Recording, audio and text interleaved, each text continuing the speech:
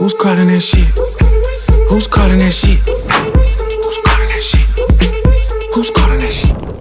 What is up, everyone? We are on a plane. Evan, say hi. What up? With my boy Evan, because we are on the way, I'm just gonna tell you, to go see a very, very big guy in the space to work on client work. It comes with the big kind of like commitment on my end to literally pick up everything, my life in West Palm, and move across the country for, I don't know, at least 60 to 90 days as a commitment, and then after that maybe see where we are, and then have to kind of make that choice if I have to stay or if I'm allowed to go back to West Palm. But this is a guy. He has 1.2 million followers. I'm not gonna say his name. I kind of want to keep my clients' names under wraps. Maybe you just will hear of the people I work with. But it's a really big opportunity. Let's just say he's not Grant Cardone. He's not Alex Hormozy, but he is somewhere like right in the middle there. That if you're in sales, you're in business. One of very close associates of mine recommended myself and my boy Evan, who's also coming with us. And going to meet the same guy for the same opportunity.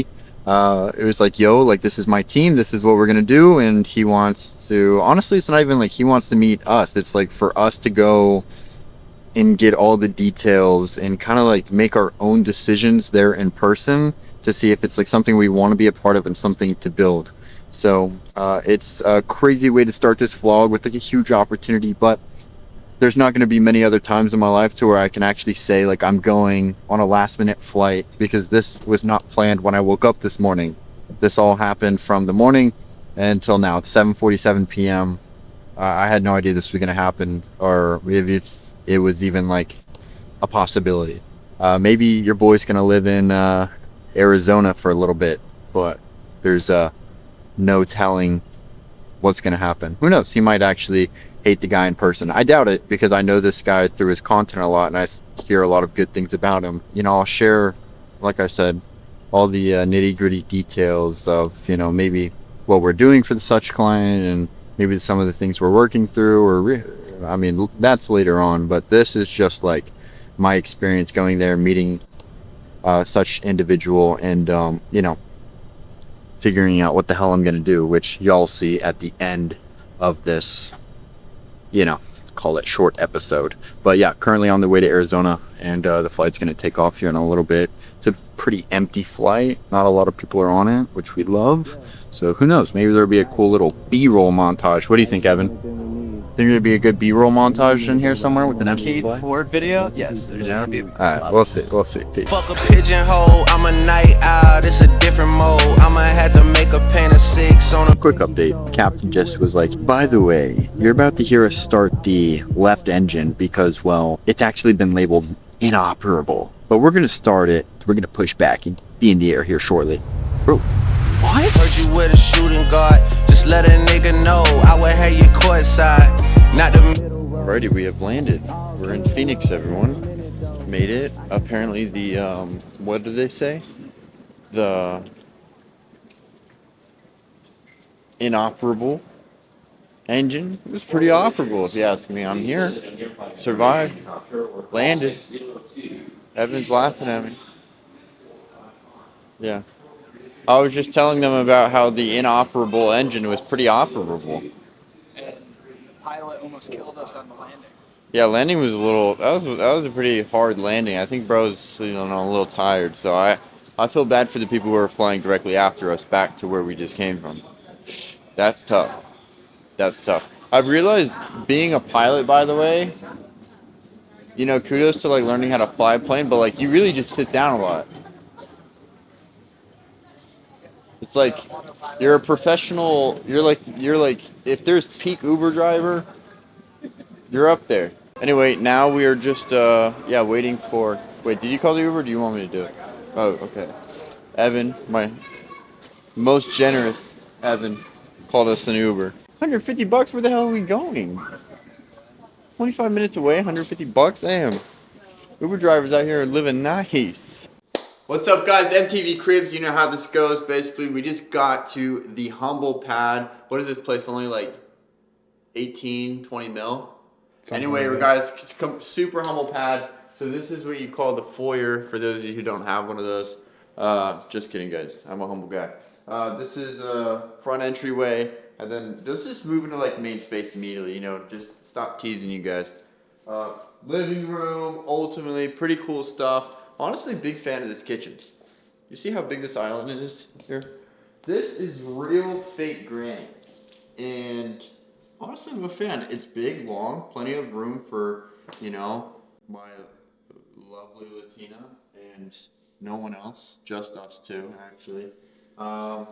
Kitchen, honestly, I think they kind of shit the bed on the dining room a little bit, not gonna lie. But they did get the mini fridge in here, or whatever that's for. I think it's for wine. Not much of a drinker. Evan, you would know that better than me. All right, now, basically, bathroom, and here's something that's exciting. Bunk beds. And Evan, cameraman, didn't call bottom bunk, so I don't know where I'm sleeping yet. That's the only reason I'm not already in bed and doing this in the morning. Also, I don't know if I'm gonna bring the camera around Cory and everyone else. Another bathroom, laundry room. Okay, everyone's really utilizing the space. Another bedroom that's obviously being utilized. Anyway, yeah, we're just gonna show you my favorite part. It reminds me of what I was, you know, what I wake up to every morning. Some people get it, some people don't. If you don't hate, you know, just accept me for who I am. We're just gonna go out here now. Hopefully the lighting conditions gonna get worse, but yeah, backyard jacuzzi. But you know, that's really the biggest reminder of them all. I mean, I'm gonna stand over here for proportion. Like this is me. This is like me when I'm with you, me when I'm not with you. Dude, you gotta look at this on camera. Like that's, It's comical. that's crazy. Alright, everyone. Look who's here. It's the boy Evan. We're on the vibe board, and we are in the office. Maybe some of you actually know whose office this is, but until I get the green light, I'm not going to say anything about the office, and hopefully nothing points out my incrimination of who this is. Anyway, we're on the big vibe board right now, and we are, as a team, the team that is helping build this guy's offer and, you know, help dissect and learn the mechanism that we're going to do to help increase his revenue overall. Is here in our private room. This is like a big office. There's like a whole living room space and like a dartboard and stuff over there. It's really cool. But I've been here for, Evan, how long have you been here now? 12 hours. 12 hours.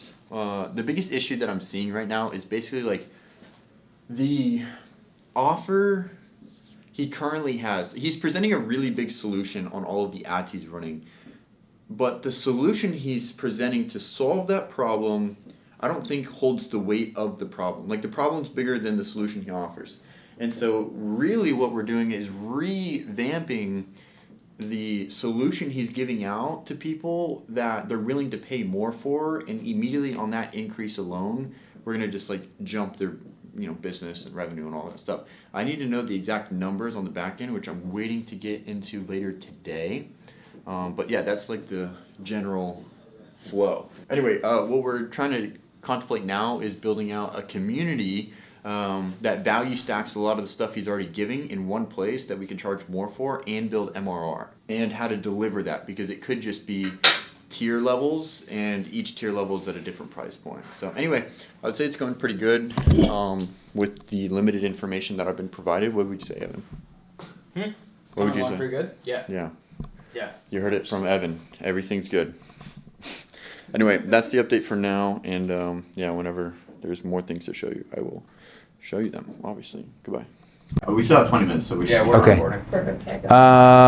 What do I want to remember? I mean, I know it's going to sound corny, but the company's mission statement, I actually believe. That's why I started to change the way sales is perceived in society, one salesperson, one company at a time. I don't like revolutionize. That's a Curtis thing. I understand, but I want to change the way sales is perceived in society. Because if you think of a salesperson, how does society view salespeople at large? Yeah, like high status or lower status? Low. But why? Yeah, I don't know. Fair question. Because if nothing's sold, there's no such thing as an economy. If there's no such thing as economy, that means society doesn't exist. If nothing is sold, there's no such thing as an economy, right? Yeah, If there's no economy, that means there's no such thing as a society.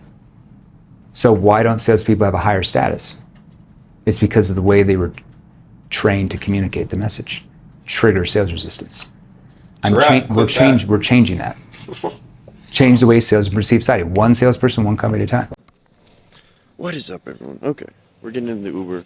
Another day, another work day, and we're gonna see how it goes. So, anyway, first day was a success, and today we're gonna go and launch. We're gonna build the launch for a VSL. That's basically it. That's the goal. This is the crew. Well. We are now back home in West Palm Beach, and maybe you have already guessed, but we're not going to be here for very long.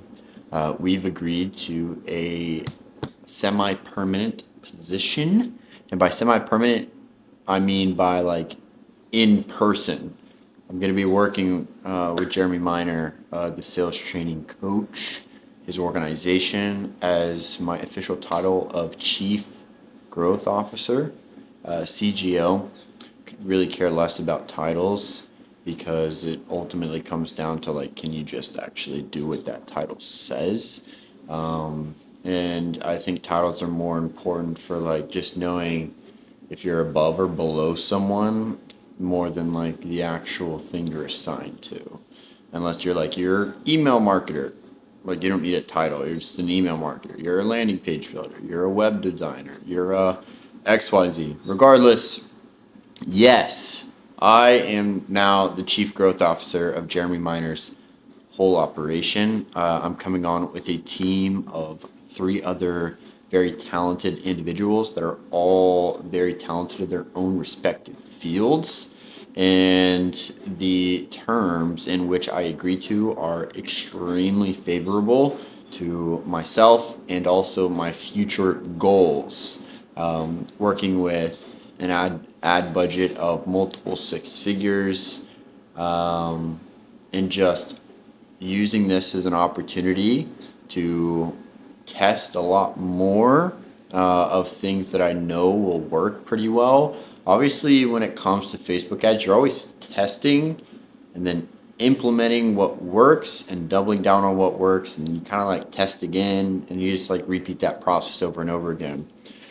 This is going to be my essentially only client as well, and they're giving me a nice base salary plus covering a good portion of my new apartment that I'm getting down there in Scottsdale, Arizona, and also revenue share and a hierarchy base. So this company is making millions of dollars a month.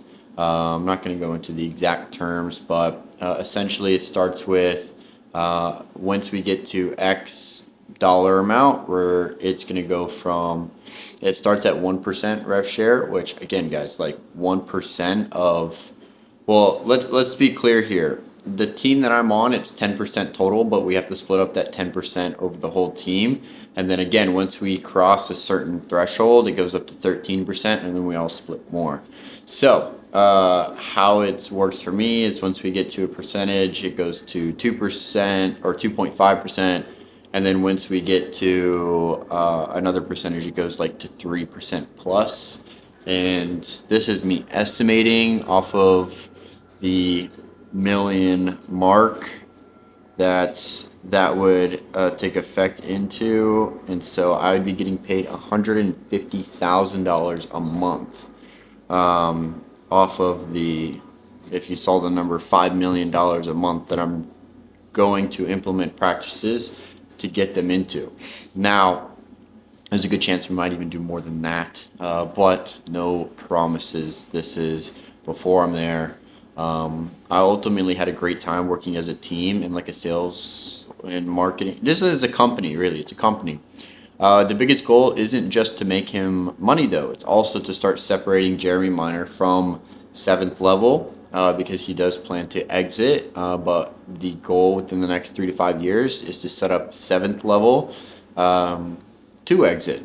And so, you can't sell a business, for those of you who don't know, if the founder is the face of the business, and without the founder, this business kind of fails. So it's like, how do you build a company that is so founder led, but separate the founder over time? It can't happen all at once, over time, and then make this entity its own sellable asset. So that's kind of like the role that I've been accepted into. I'm actually really excited. Sorry if I don't really sound very excited. I'm just like literally in the process of packing with like these boxes and shit everywhere.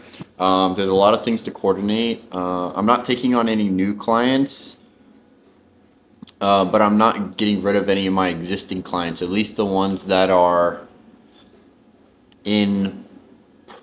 except the ones that are basically like in person.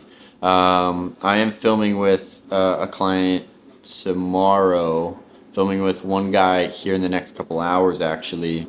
And that's gonna last me. My commitment in Scottsdale, Arizona is 60 days. And so I fly out tomorrow, 5 p.m., with my beautiful girlfriend, and we ship her dog off to get there sometime by the end of this week as well. And yeah, that's basically the decision. It's a really good opportunity, and so I basically am saying goodbye to West Palm for the next 60 days, 90 days. But I also am saying hello to a lot of other doors opening. Jeremy in his network has shared stages and done podcasts with Russell Brunson, the guy's books that I read, Hermosi, guy's books that I read again. And I honestly just like extremely respect the guy in this space. So I'm excited to be a part of what he is building there, because I feel like my dreams fit inside of the company's overall goal as well. And I also am just been talking about kind of getting away from West Palm, not forever, but like temporarily, because it's getting winter time and your boy likes to dress up and get some fits going. So you can't really do that here in West Palm as much as I would like to. It's usually just like rainy and cold and wet here, so it's not even like when it does get to 65 or 70 degrees some days, not all days, it's kind of like still can't do much. So anyway, that is the conclusion to the end of this vlog, and I hope you enjoyed it. I hope you enjoyed some of the behind the scenes stuff that you might have seen, some of the clips that you might have pulled from. Go follow myself _ Cade Ford on Instagram, and go give my boy Jeremy a follow as well. Jeremy Lee Minor, that's Jeremy with a J, Lee as in Stan Lee, and Minor like Minecraft. Hopefully you get the vibe. Anyway guys, I appreciate you watching, and I'll leave you how I always leave you, and that is, do not let the emotions of today rob you of your success tomorrow. Peace.